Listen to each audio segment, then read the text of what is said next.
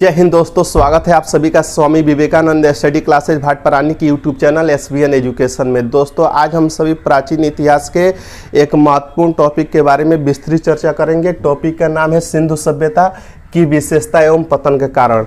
आप लोग कंफर्म हो गए होंगे कि आज के हम लोग टॉपिक में सिंधु घाटी सभ्यता की विशेषताएं और उसके पतन के कारण क्या थे उसके बारे में हम लोग विस्तृत चर्चा करेंगे।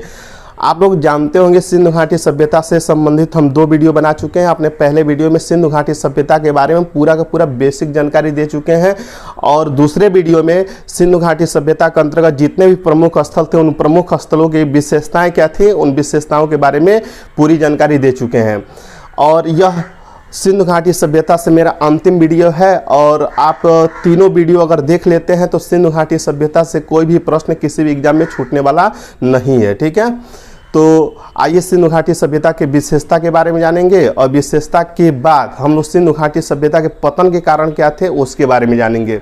दोस्तों जैसा कि आप लोग जानते होंगे सिंधु घाटी सभ्यता की बहुत सारी ऐसी विशेषताएं हैं कि जो समकालीन सभ्यताओं में उसे अद्वितीय स्थान दिलाती हैं। ठीक है, देख सकते हैं कि सिंधु घाटी सभ्यता की सबसे प्रमुख विशेषता उसकी नगर योजना थी। आप सब लोग जानते होंगे सिंधु घाटी सभ्यता की सबसे प्रमुख विशेषता उसकी नगर योजना और उन्नत जल निकास प्रणाली थी। कंफर्म हो गया।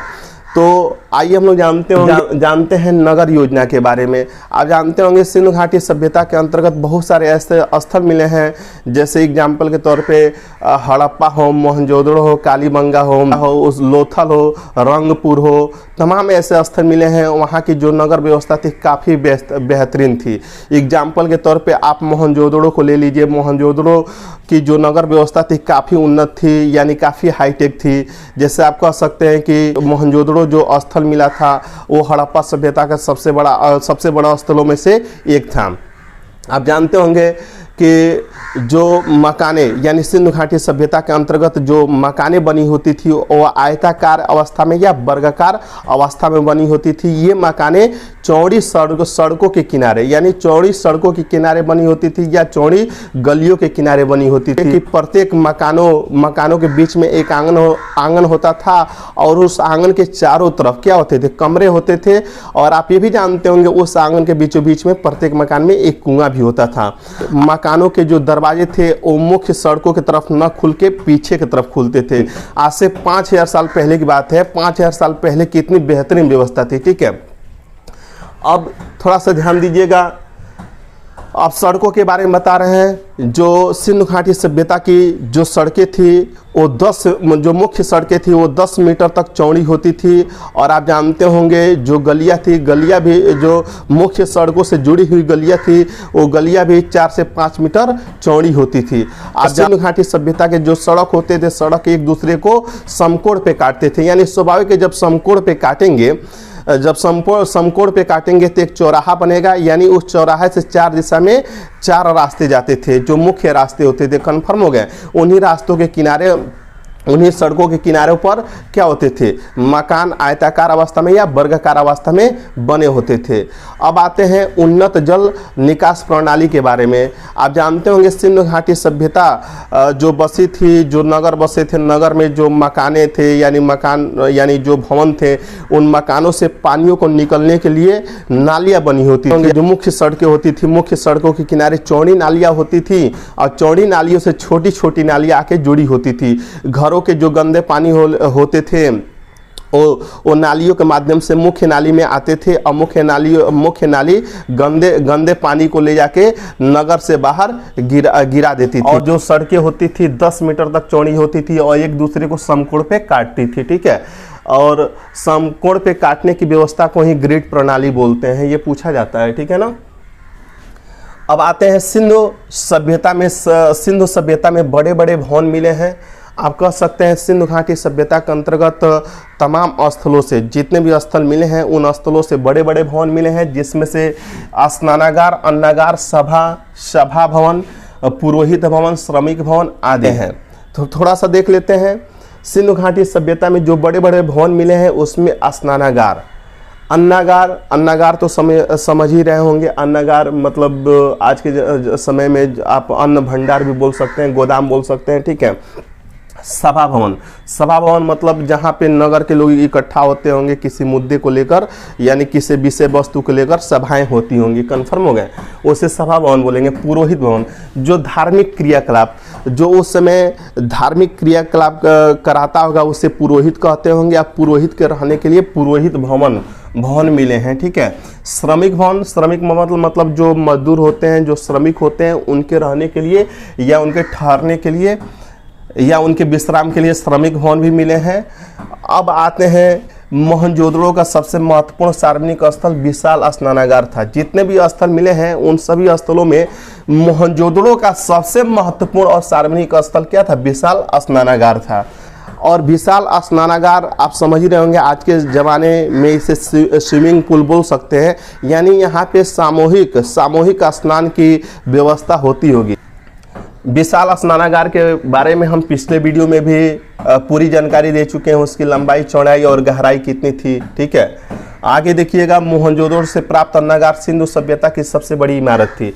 आप जानते होंगे मोहनजोदड़ो से जो प्राप्त अन्नागार मिला है वो सिंधु घाटी सभ्यता की सबसे बड़ी इमारत थी। तो देखिएगा, सिंधु घाटी सभ्यता की सबसे बड़ी इमारत मतलब सबसे बड़ा गोदाम मिला था, उससे बड़ा कोई भी दूसरा मतलब भवन नहीं मिला है, कंफर्म हो गया। तो दो क्वेश्चन यहाँ से बता देते हैं। जब भी आपसे पूछा जाए विशाल स्नानागार कहाँ प्राप्त हुआ है, तो विशाल स्नानागार आपका सिंधु घाटी सभ्यता के मोहनजोदड़ो से प्राप्त हुआ है। और जब भी आपसे पूछा जाए कि विशाल अन्नागार या सबसे बड़ा भवन कौन सा प्राप्त हुआ है, तो सबसे बड़ा भवन मोहनजोदड़ो से आपका कौन सा प्राप्त हुआ है? अन्नागार प्राप्त हुआ है। आगे बढ़ते हैं, कृषि, स्वाभाविक अन्नागार प्राप्त हुआ है तो कृषि होता होगा। सिंधु घाटी सभ्यता के अंतर्गत कृषि की क्या व्यवस्था थी? 2 फसलों की खेती, यानी आप कह सकते हैं कि सिंधु घाटी सभ्यता के अंतर्गत 2 फसलों की खेती होती थी। आज के समय में 2-3 फसलों की खेती होती है। बताइए, आज से 5000 साल पहले सिंधु घाटी सभ्यता के अंतर्गत 2 फसलों की खेती होती थी। हल का प्रयोग भी मिला है। 9 प्रकार के अनाज उगाए जाते हैं, इसके भी साक्ष्य मिले हैं। 9 प्रकार के अनाजों में गेहूँ, जौ, राई, मटर, तिल, सरसों, चावल, कपास, बाजरा आदि पैदा करते थे लोग, ठीक है। यहाँ पे थोड़ा सा ध्यान दीजिएगा, कपास, सबसे पहले कपास की खेती सिंधु घाटी सभ्यता के लोगों के द्वारा ही किया गया था, यानी पहली बार कपास की खेती सिंधु घाटी सभ्यता के लोगों के द्वारा ही किया गया था, ठीक है। ये पूछा जाता है कि सर्वप्रथम कपास की खेती किस काल में हुई थी, तो सिंधु घाटी सभ्यता में हुई थी, या हड़प्पा काल में हुई थी, या सिंधु काल में हुई थी, कंफर्म हो गया। आगे देखते हैं, इस काल के लोग तरबूज, खरबूज, नारियल, अनार, नींबू, केला फसलों से भी परिचित थे। यानी आप कह सकते हैं कि अनाज के अलावा इस काल के लोग तरबूज, खरबूज, नारियल, अनार, नींबू, केला आदि फसलों से परिचित थे। तो स्वाभाविक है, जब कृषि बड़े पैमाने पर होती थी तभी तो मोहनजोदड़ो, हड़प्पा एवं लोथल से बड़े बड़े अन्नागार मिले हैं, ठीक है। पशुपालन देखते हैं, पशुपालन, इनके द्वारा बैल, गाय, भैंस, बकरी, भेड़, सुअर आदि पाले जाते थे। ये लोग बिल्ली, कुत्ता, हाथी एवं गैंडे से भी परिचित थे, कंफर्म हो गए। और आप सभी लोग जानते होंगे, इन सभी जानवरों के अलावा बंदर, खरगोश, हिरन, मुर्गा, मोर, तोता, उल्लू के मिट्टी के खिलौने मिले हैं। एक चीज़ यहाँ पे बता देते हैं, अक्सर पूछा जाता है कि सिंधु घाटी सभ्यता के लोगों का सबसे प्रिय पशु कौन था, तो सिंधु घाटी सभ्यता के लोगों का सबसे प्रिय पशु आपका कौन था? कुबड़ वाला सांड था। कौन था? कुबड़ वाला सांड था, ठीक है।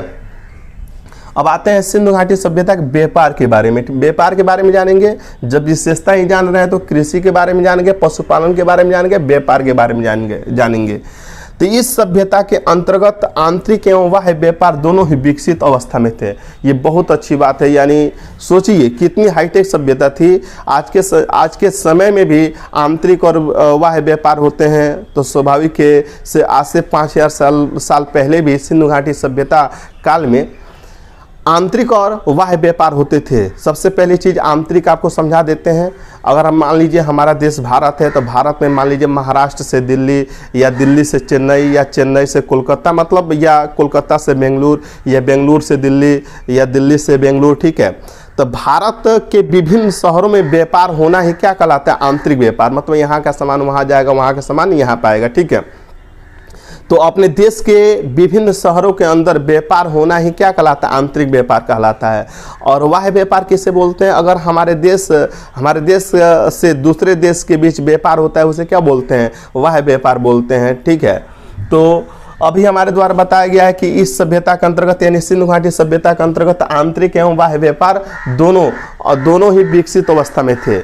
यानी आप कह सकते हैं सिंधु घाटी सभ्यता के अंतर्गत जितने भी स्थल मिले हैं, जैसे एग्जाम्पल के तौर पे हड़प्पा, मोहनजोदड़ो, कालीबंगा, रंगपुर, लोथल, आलमगीरपुर, ये जितने भी स्थल मिले थे, इन स्थलों के बीच आपसी व्यापार था। यानी आपस में व्यापार होता था, उसे आंतरिक व्यापार बोलेंगे। और बाह्य व्यापार समझ लेते हैं, बाह्य व्यापार किसे बोलेंगे? अब सिंधु घाटी सभ्यता के जितने भी स्थल मिले थे, यानी सिंधु घाटी सभ्यता का दूसरे सभ्यता से व्यापार होता था। जैसे मेसोपोटामिया की सभ्यता से व्यापार होता था, अफगानिस्तान से व्यापार होता था, फारस की खाड़ी से व्यापार होता था, मध्य एशिया से व्यापार होता था। कन्फर्म हो गया? उसे हम वाह्य व्यापार बोलेंगे। बताइए कितना हाईटेक व्यवस्था थी उस समय। मानते हैं कि हवाई जहाज नहीं था, ठीक है, और मालवाहक विमान नहीं थे। हवाई जहाज था ही नहीं तो मालवाहक विमान की बातें नहीं आती है। पानी के रास्ते व्यापार होता था या स्थल यानी जमीन के रास्ते व्यापार होता था, ठीक है। वही एक मार्ग ही विकसित था। कन्फर्म हो गया? तो मेसोपोटामिया, अफगानिस्तान, फारस की खाड़ी और मध्य एशिया आदि से व्यापार होता था। किसका? सिंधु घाटी सभ्यता का। सिंधु घाटी सभ्यता का। आप कहेंगे कैसे आपको मालूम है? तो आप सभी लोग जानते होंगे कि भारत के विभिन्न स्थलों, जैसे मान लीजिए लोथल को ही ले लीजिए। लोथल से बंदरगाह यानी पतन का साक्ष्य मिला है। तो वहाँ से जब खुदाई हुई है तो बहुत भारी मात्रा में यहाँ की मोहरें प्राप्त हुई हैं, ठीक है। कन्फर्म हो गया? तो जब भारी मात्रा में यहाँ की मोहरें प्राप्त हुई हैं मेसोपोटामिया के, अफगानिस्तान के, फारस की खाड़ी की, मतलब तो इस बात से ये कन्फर्म होता है कि व्यापार व्यवस्था विकसित था, ठीक है। कन्फर्म हो गया? अब आगे बढ़ते हैं। अब जानेंगे सिंधु घाटी सभ्यता की सामाजिक व्यवस्था के बारे में। यानी सिंधु घाटी सभ्यता का समाज अनेक वर्गों में विभक्त था, जैसे पुरोहित, व्यापारी, अधिकारी, शिल्पकार, जुलहे एवं श्रमिक, ठीक है। पुरोहित अभी हमारे द्वारा बताया गया कि जो धार्मिक क्रियाकलाप कराता है, जैसे आज के समय में हम पंडित जी बोलते हैं, उसे ही पुरोहित बोलेंगे। व्यापारी आप जानते होंगे, व्यापार करने वाले लोग, सामान खरीदने बेचने वाले लोग व्यापारी कहलाएंगे। अधिकारी जो प्रशासनिक व्यवस्था देखते होंगे वो अधिकारी कहलाएंगे। शिल्पकार आप सब लोग जानते होंगे शिल्पकार के बारे में, जिनके द्वारा पत्थर पर कलाकारी की जाती है, पत्थर के तमाम मूर्तियां बनाई जाती हैं, तमाम खिलौने बनाए जाते हैं, उन्हें हम शिल्पकार बोलेंगे। जुलाहे जो वस्त्र बीनते होंगे, जो वस्त्र बनाते होंगे, उन्हें जुलाहे बोलेंगे। एवं श्रमिक जो मजदूर का काम करते होंगे, ठीक है, उसे श्रमिक बोलेंगे।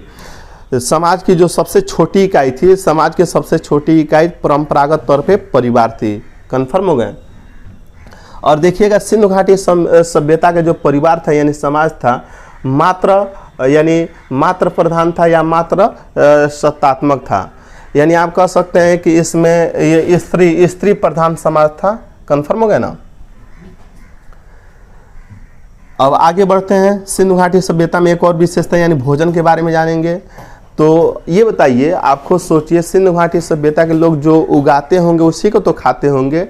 तो भोजन के बारे में तो आप खुद ही जान गए होंगे कि सिंधु घाटी सभ्यता के लोग भोजन क्या करते थे, ठीक है।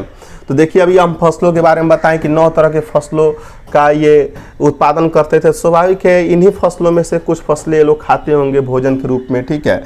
तो गेहूँ, जौ, तो जैसे मान लीजिए गेहूँ, जौ, मटर और चावल वगैरह के भी बहुत सारे जगह से साक्ष्य मिले हैं। यानी भोजन के रूप में गेहूँ, जौ, खजूर, कपास, चावल, कपास नहीं मतलब वही चावल आदि के साथ साथ ये लोग मांस भी खाते थे। मांस में भेड़ का मांस, सुअर का मांस, मछली वगैरह खाते थे, ठीक है। अन्य और भी जानवरों का मांस खाते होंगे, ठीक है ना।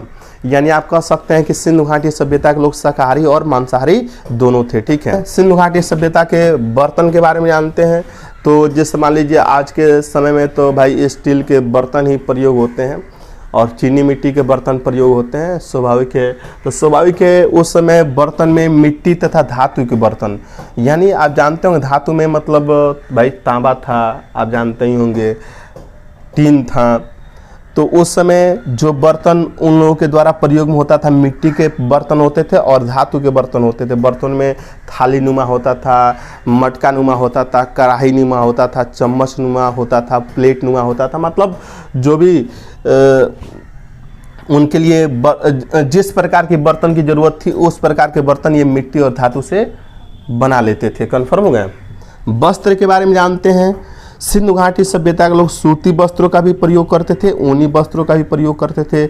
यानी स्वाभाविक वस्त्र बुनने की कला उस समय थी, क्योंकि देखिए जुल्हा, जब जुल्हे थे तो स्वाभाविक जुल्हा क्या करते होंगे, वस्त्र ही बनाते होंगे। उनका पेशा क्या होता है, वस्त्र बनाना। स्वाभाविक वस्त्र बुनने की कला या वस्त्र बनाने की कला उस समय विकसित हो गई थी। इनके द्वारा सूती और ऊनी वस्त्र दोनों प्रकार के वस्त्रों का इस्तेमाल किया जाता था।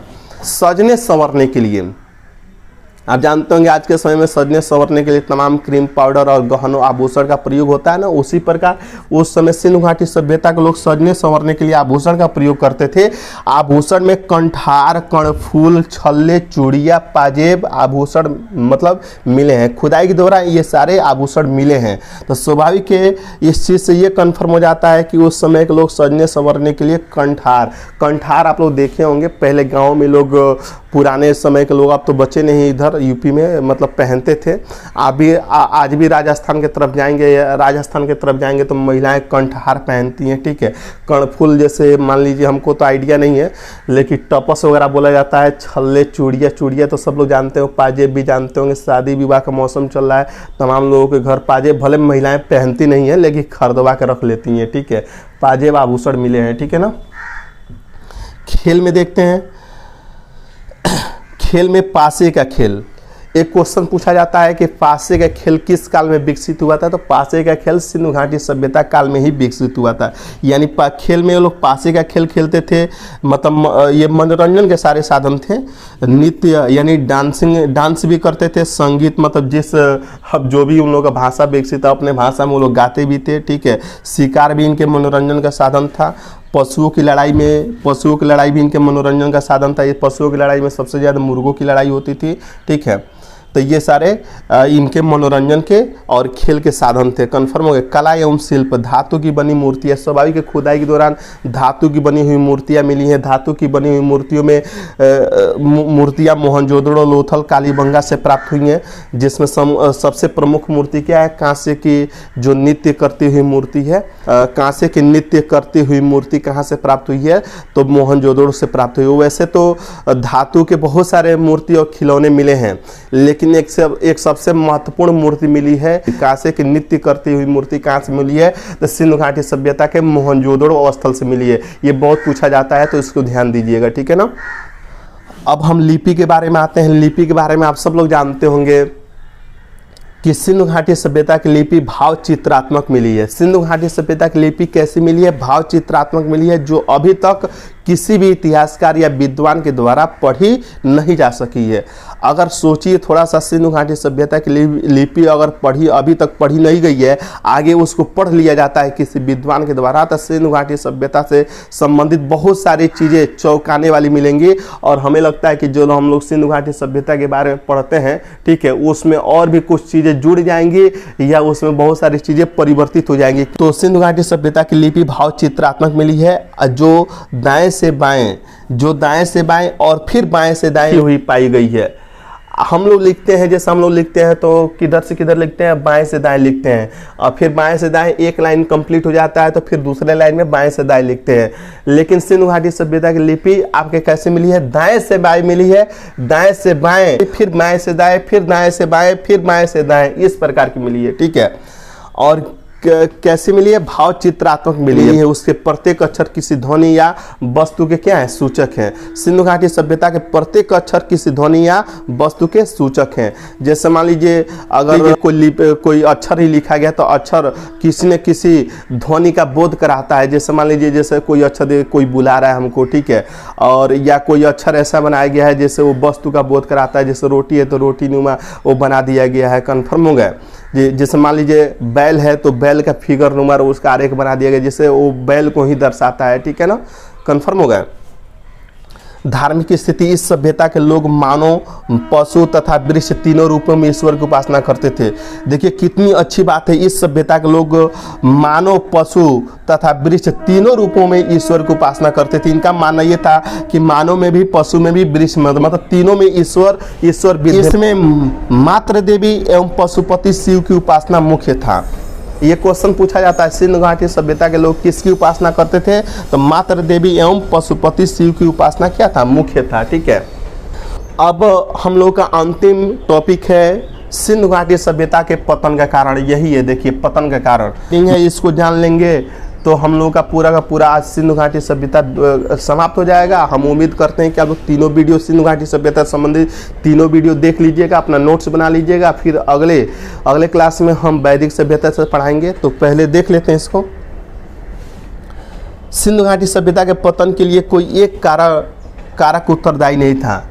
यानी आप कह सकते हैं कि सिंधु घाटी सभ्यता अगर बसी थी तो क्यों विलुप्त हो गई, क्यों उसका पतन हो गया? तो विद्वानों का कहना यह है, विद्वानों का, ये इतिहासकारों का कहना यह है कि सिंधु घाटी सभ्यता के पतन का कोई एक कारण उत्तरदायी नहीं था। विभिन्न विद्वानों ने अलग अलग बातें बताई हैं। किसी इतिहासकार के द्वारा बताया गया है कि सिंधु घाटी सभ्यता के विलुप्त होने का कारण क्या था? प्रशासनिक शिथिलता थी, यानी उसकी प्रशासनिक कमजोरी थी, प्रशासनिक शिथिलता थी। ठीक है, किसी ने बताया कि व्यापारिक संतुलन टूट जाना, यानी सिंधु घाटी सभ्यता व्यापार पे ही टिकी थी। ठीक है, व्यापार और विकास में ही मतलब विश्वास करती थी, और सिंधु घाटी सभ्यता का जो व्यापारिक संतुलन था वो टूट गया। ठीक है, आंतरिक संतुलन भी टूट गया, आंतरिक जो व्यापार होता था वो भी टूट गया, बाह्य व्यापार होता था वो भी टूट गया। जब व्यापार पे ही टिकी थी, अब व्यापारिक संतुलन टूट जाएगा तो स्वाभाविक ये सभ्यता धीरे धीरे विलुप्त हो जाएगी। तो कुछ विद्वानों का कहना ये भी है। कुछ विद्वानों का ये कहना है कि बाढ़ आया तो ये सभ्यता क्या हो गई? विलुप्त हो गई। कुछ विद्वानों को ये कहना है कि जलवायु परिवर्तन, क्लाइमेट चेंजिंग हुआ, यानी जलवायु परिवर्तन हुआ। जलवायु परिवर्तन इस प्रकार का हुआ कि ये सभ्यता ही विलुप्त हो गई। और कुछ विद्वानों का कहना है कि आर्यों का आक्रमण हो गया, और आर्यों के आक्रमण से आर्यों ने इस सभ्यता को नष्ट कर दिया। कन्फर्म हो गया। तो अलग अलग विद्वानों या इतिहासकारों का अपना अलग अलग विचार है। ठीक है, लेकिन ये तो कन्फर्म है, सिंधु घाटी सभ्यता के विलुप्त होने का कोई एक कारण उत्तरदायी नहीं है। सिंधु घाटी सभ्यता के अंतर्गत बहुत सारे स्थल थे। अलग अलग स्थलों के विलुप्त होने के अलग अलग कारण है। ठीक है, जिसमें किसी स्थल का प्रशासनिक शिथिलता हो सकता है, किसी स्थल का व्यापारिक संतुलन टूट जाना हो जाता है, कोई स्थल बाढ़ से डूब गया हो, कोई स्थल जलवायु परिवर्तन से विलुप्त हो गया हो, तमाम कारण थे। ठीक है, कुछ इतिहासकारों का, विद्वानों का कहना यह था कि यह सभ्यता विलुप्त न होके एक रूप से दूसरे रूप में परिवर्तित हो गई। कन्फर्म हो गया। दूसरा रूप आया था वही वैदिक सभ्यता आया था, यानी वैदिक संस्कृति, यानी वैदिक काल कहलाया। ठीक है, तो कन्फर्म हो गए होंगे आप सभी, क्योंकि कुछ इतिहासकारों ने स्पष्ट कह दिया कि यह सभ्यता विलुप्त नहीं हुई, एक रूप से दूसरे रूप में परिवर्तित हो गई। और सही बात है, मतलब कोई भी चीज़ इस पृथ्वी पर अस्थायी नहीं है, एक रूप से दूसरे रूप में परिवर्तित होते रहता है। उसी प्रकार सिंधु घाटी सभ्यता थी, एक रूप से दूसरे रूप में परिवर्तित हो गई। जो इसके बाद वाली सभ्यता ही वही वैदिक सभ्यता कहलाई। तो हम लोग अगले क्लास से वैदिक सभ्यता के बारे में अच्छे से पढ़ेंगे। तो आज के लिए बस इतना ही।